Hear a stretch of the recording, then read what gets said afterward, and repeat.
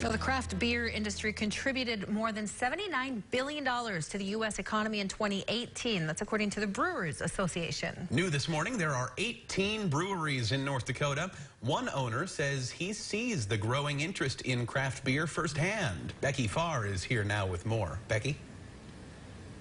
Yeah, Tim and Alicia, according to the Brewers Association, last year, the average adult 21 years old or older spent $515 on the craft beer industry right here in North Dakota. More than $282 million was spent statewide, which goes to show that people are drinking craft beer. Do you prefer craft or commercial beer? Craft. And why is that? I don't know, mom and pop stuff kind of supports, I guess. I don't know. I support mom and pop. I don't support big business. I would prefer commercial. Why is that? Just because availability and cost. Okay. But craft beer is still good too. And how about you?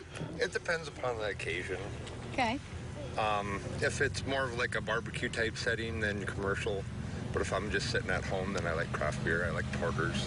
Bud Light is what I drink, so our Coors Light, So maybe not everyone is drinking craft beer, but according to the Brewers Association, the industry is bringing in billions of dollars and even hundreds of thousands of jobs nationwide.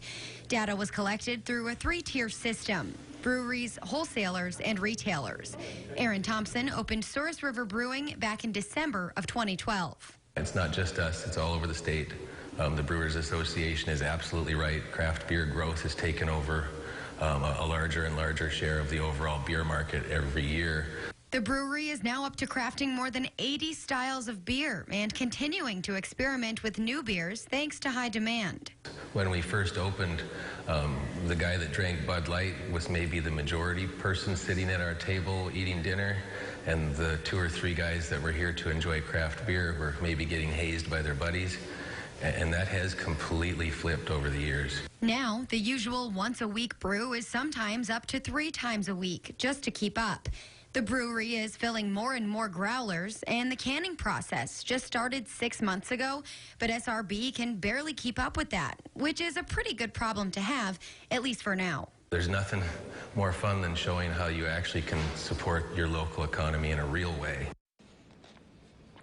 And speaking of supporting your local economy, not only is the beer brewed at a local establishment, but the ingredients are local too. Thompson said that's a perk for North Dakota breweries that not many other states have, having all the agriculture that we do. Down to the hops, wheat, barley, and fruit used in some beers, more and more brewers in our state are able to make full-blown North Dakota brewed beer. And if you want to give local beers a try, you can, of course, go to your favorite brewery, or the North Dakota Brewers Guild is hosting its very first Oktoberfest right here in Minot. That's happening next weekend. I've got all the details for that on our website, kxnet.com. Tim and Alicia, now, have you been a part of this whole nationwide contribution to craft beer? I was not much of a beer drinker until I started trying craft brews. Yes. And there's so much variety there that it's a fun world to explore. And people are going to start wondering about Good Day Dakota, from Aaron talking about Busch lattes, and now Becky bringing out these craft brews. Yeah. I don't know. All of this before 7 a.m. The truth may come out. Yeah. Thank you, Becky.